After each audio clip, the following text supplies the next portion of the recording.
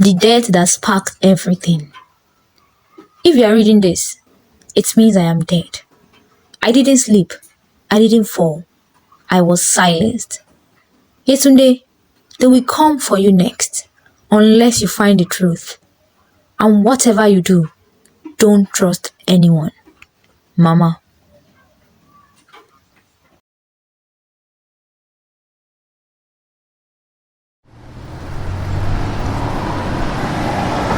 Yetunde woke up from sleep, drenched in sweat. The same dream again, for 3 nights now. Her mother's voice and her mother's fear. It had been 2 weeks since Mama vanished. 1 week since they found her lifeless body behind a warehouse on the edge of Lagos Island. A police report was short. Robbery. But to Yetunde, it all smelled wrong.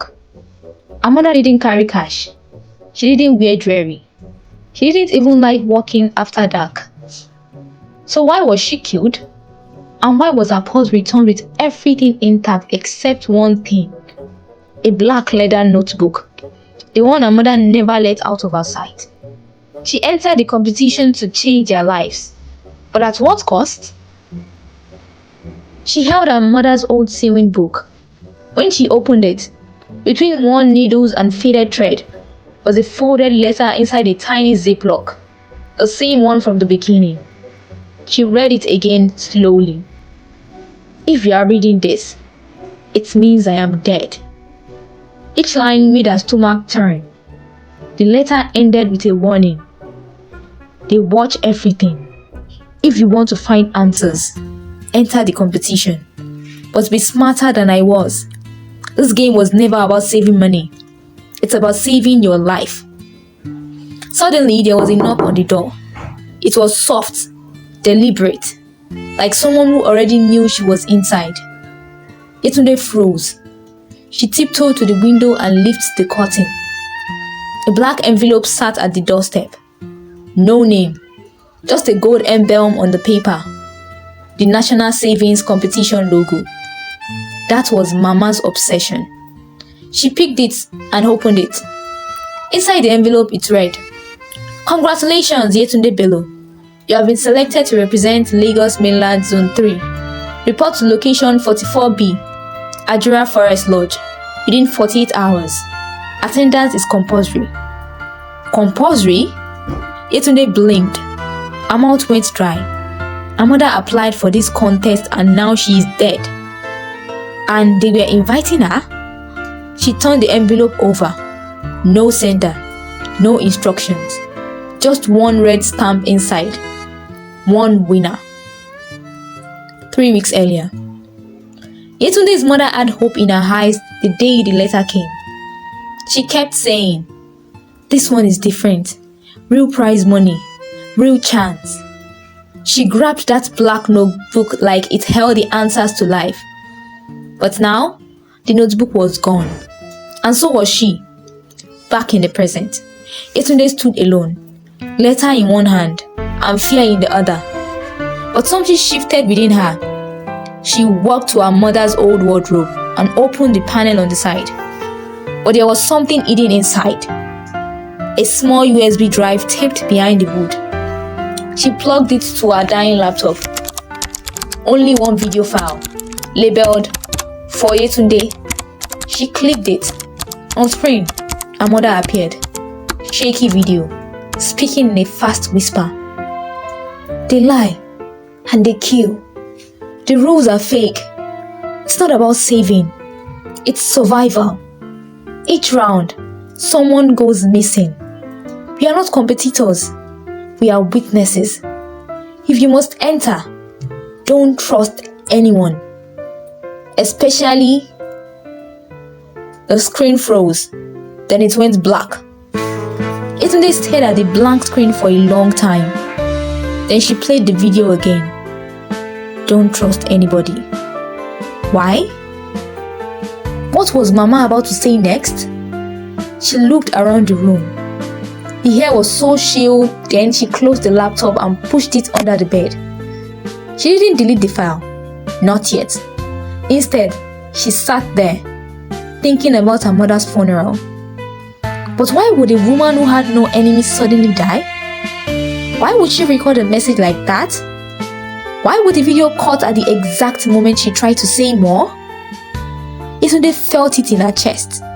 A deep, uncomfortable pain. Her mother didn't just die. She was definitely silenced. Yetunde stood up, walked to the desk where the forms were placed. Her mother's name was on the final shortlist. She almost made it to the last round. Almost.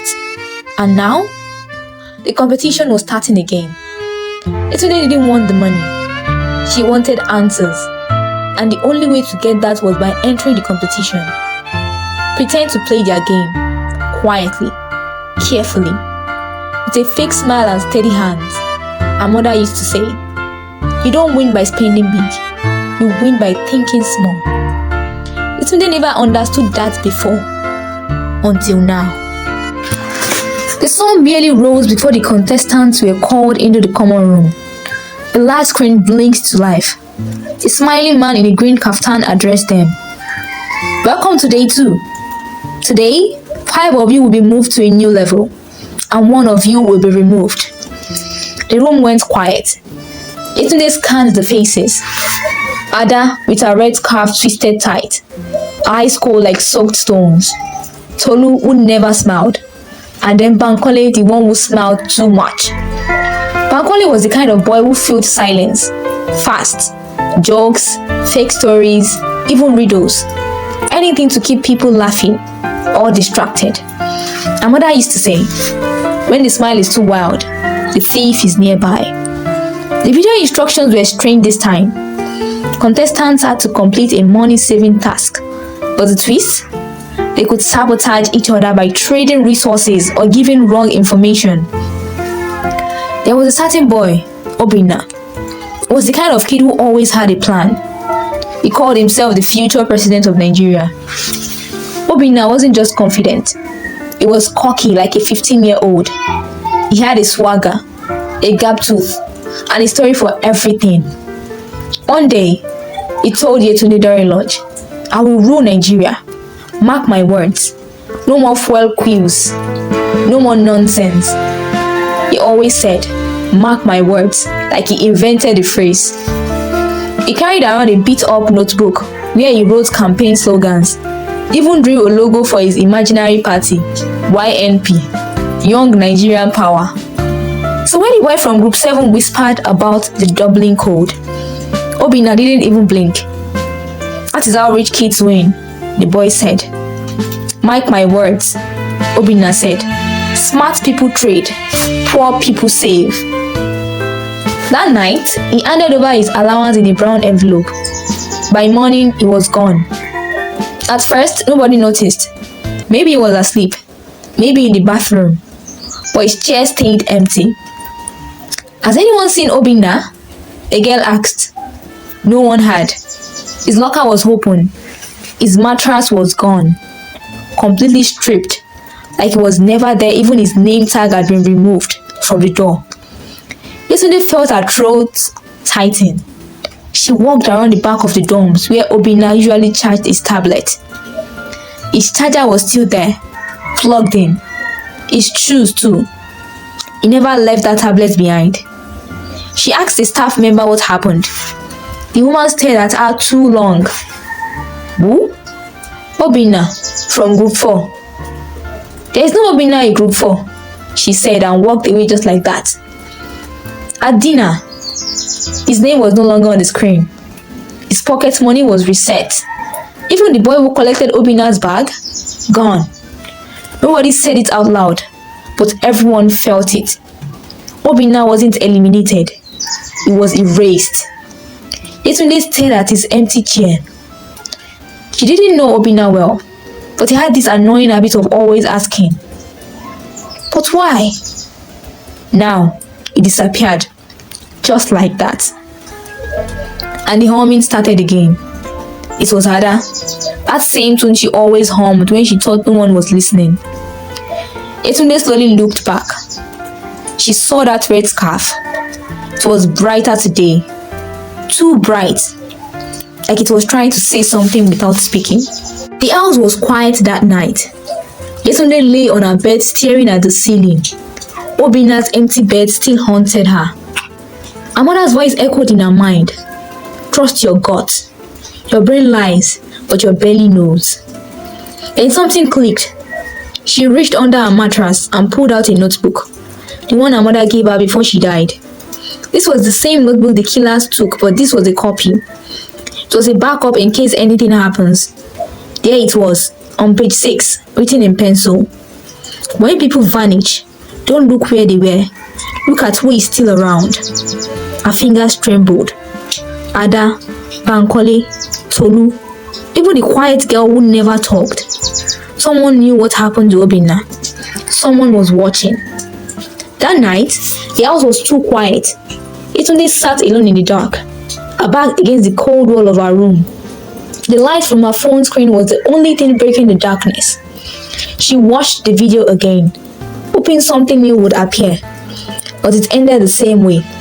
Sudden blackness. Amara never said the name, but something still didn't feel right.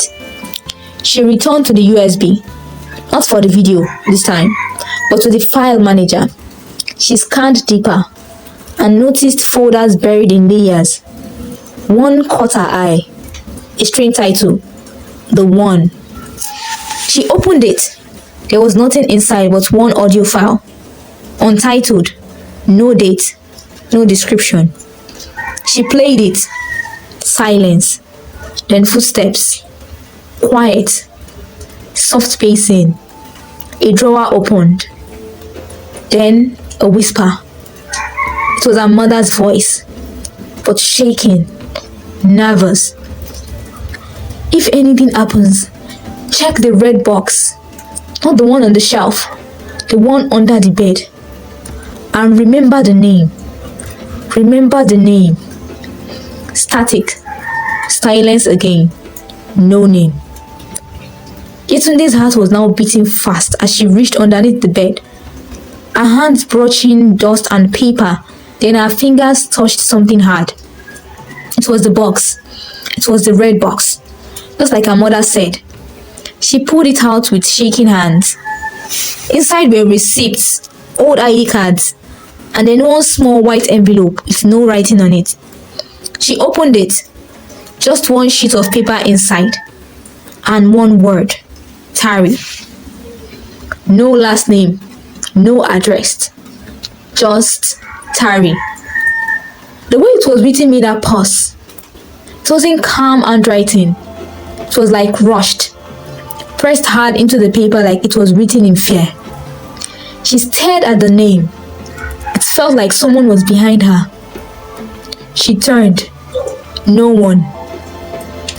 The room felt smaller. The air colder. She didn't know who Tari was, but the name was real, and suddenly, everything her mother said before she died made sense in a terrifying way. This wasn't about savings anymore. Someone had been watching, and now, Yetunde had found the name they didn't want her to find. A memory surfaced. Her mother once told her in Yoruba, "Àkùkọ kì í yan aáyán, kó má gbéyàn lọ." The rooster doesn't crow for nothing. And that night,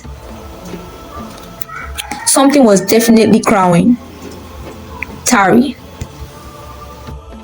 The game for that day was called 500 Naira Fate. Each contestant was given 500 Naira, and the task was to double it in 48 hours, but without using the internet, phones, or help from staff. Just their own brain, and when it was over, they had to explain their plan to a small group of other contestants who acted like fake investors. These investors would choose who had the best plan. Yetunde had a plan. Simple but strong. She would buy granuts and roast them with a small pepper blend. Pack them into small nylon bags, then sell them during meal times. The trick isn't in saving, Yetunde, her mother once said. It is in making something from nothing. That is real wealth. As memories stuck with her, she could almost feel her mother's hands stirring the pot. She blinked hard to hold back tears, but the emotion didn't stop there. That night, she sat in the bathroom, holding her mother's old scarf in both hands.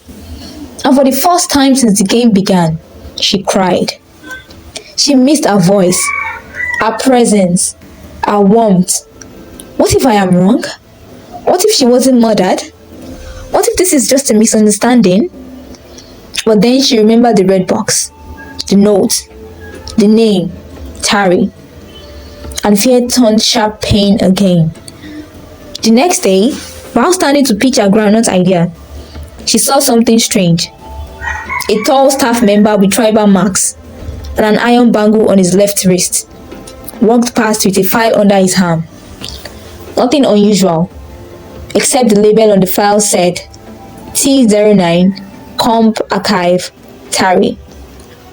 Yetunde's body went cold. She stared at the man as he walked away. There was something about his eyes. Blank, empty, tired, made her skin crawl. She wanted to follow him, but when she took one step forward, another staff member touched her shoulder. Your turn to pitch. She turned back to the panel, but her mind was still on the file. That night, after lights out, she slipped out quietly and followed the hallway toward the staff wing. She tiptoed past the kitchen, past the old storeroom, until she reached a half-open door. She heard voices inside, low, nervous. She leaned in. They saw it. I told you we shouldn't keep our files here. Calm down, it's just a name. No, it's not just a name. It's her. If she starts digging. There was silence. You want another Tari? Because that is how we get another Tari. Yetunde's hand covered her mouth. She had heard enough already. In the morning, the air in the compound felt heavier. Breakfast was quiet. Even Ada wasn't humming. That was when someone noticed that Taya was gone. No one had seen her since dinner. Her locker was empty. Bed stripped. Toothbrush missing. No goodbye. No warning. Just gone. Someone whispered, maybe she knows the 500 naira challenge. But even the girl who said it didn't believe it, because the night before, Taya had been one of the best performers. She sold notebooks covered in Ankara material. Everyone loved them. So why was she gone? No one said it out loud, but Yetunde knew and remembered. You want another Tari? That is how we get another Tari. Back in her room, she picked up her mother's notebook again. The back page had faint markings under it in her mother's handwriting. Tari saw everything, and then she vanished like smoke. Yetunde folded the page. Someone in this place was afraid of that name, and now they were watching her. She never meant to enter the secret hallway, but that night, when the lights blinked and the man with the iron bangle walked into the quiet wing holding a strange key, she followed, quiet as smoke. Her heart beat like a talking drum. She counted every step she took. She reached a hallway no one ever entered, a corridor the other contestants called the ghost wing. But they said that is where people vanished from. And now she knew. They weren't joking.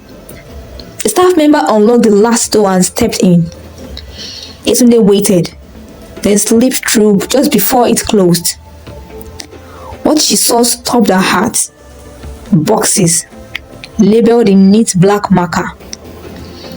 Participants, Kemi A. Participants, Musa O. Participants, Tari A. And then, participants, Yemi B. Her mother's name. She didn't breathe, didn't blink. She just stared. The man sat at a desk, typing into an old computer. A CCTV feed was playing beside him, showing every dorm room, every hallway, every corner of the game facility. He stood up and walked out through a second exit. The room empty. Yetunde moved fast, She opened her mother's file.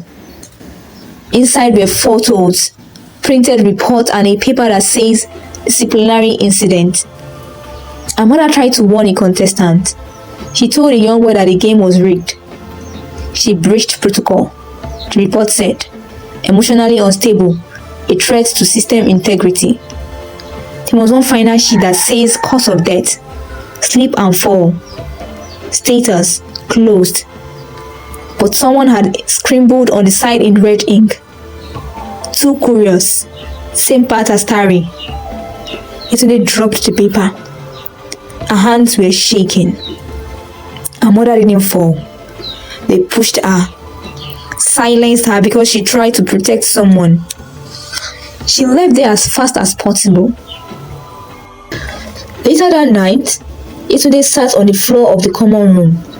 She watched the replay of that day's savings challenge. It was supposed to be a simple task. Each contestant had to find a way to turn a loss into a gain, using real naira notes and a vending machine, but the vending machine was rigged. Nobody could crack it except Yetunde. Why? Because on page 14 of her mother's notebook, it was written, the vending machines aren't about snacks, they are about control. Use 50 naira twice, not 100 naira once. Yetunde tested it. She slid 50 naira in, picked nothing. She slid it in again, picked the same item. This time, the machine gave her a snack and 100 naira back. No one else saw it, but she smiled. Not because of the snack, but because her mother had just helped her cheat the system from the grave. That night, she checked the leaderboard, and her name had moved to second place just behind Ada. Bankole was gone. No one said it, but she knew. He had poked too deep or maybe asked the wrong question. And now, it was gone like the others. She stood there staring until she heard a small voice behind her. It's not just a game. You know that, don't you? It was Ada. She didn't wait for a reply.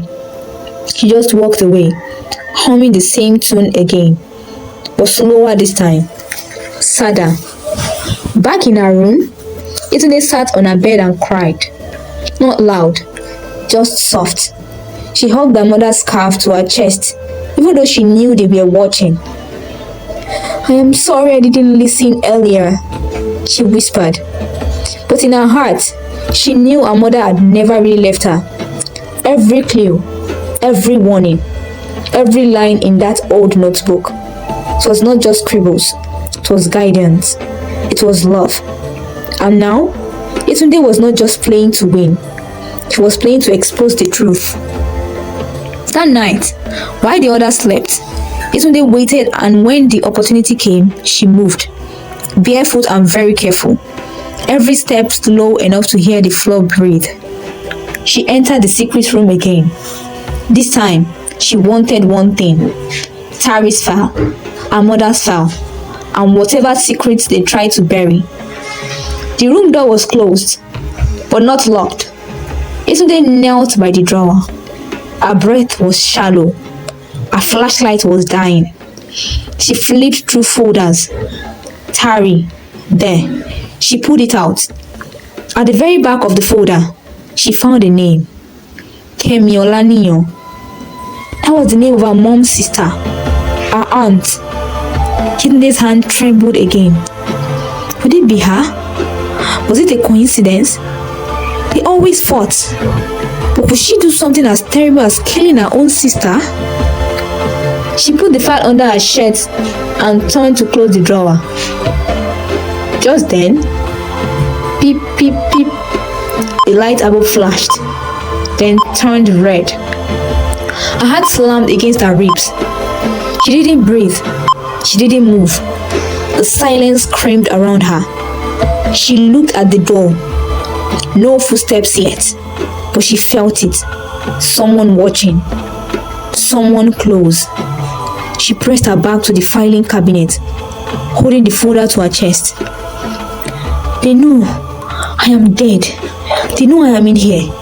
Her throat was dry, hands shaking. A voice echoed through the speaker. Final phase begins tomorrow. All remaining contestants, prepare to meet the board. The announcement echoed through the speaker across the entire building. Her knees nearly gave out. Yetunde wiped her forehead with her sleeve and left the room as fast as she could. She didn't speak, but her eyes, they were burning. If this is the final phase, I am ending it on my own terms. Her mother helped her get this far. Now it was Yetunde's turn to finish what she started. Today was the final phase and they made the contestants wear white. Everyone, cleaned, iron clothes, but the air was thick with fear. The kind you could taste, like metal, like blood. Yetunde stood in front of a long corridor lined with black glass walls. Cameras were hidden behind them. She could feel the eyes, watching, waiting. Inside her chest, her heart beat slow, steady. But her hands wouldn't stop shaking. This was it, the final phase. Only 3 contestants remained. Ada, the one who always hummed, always watching. Maybe she knows something. Who knows? And then there is Tolu, the quiet, reserved boy who never smiled even on his birthday. And Yetunde, the girl whose mother had died in this competition. The girl who knew too much. The board didn't show rules this time. No instructions, no challenges, just a line of text.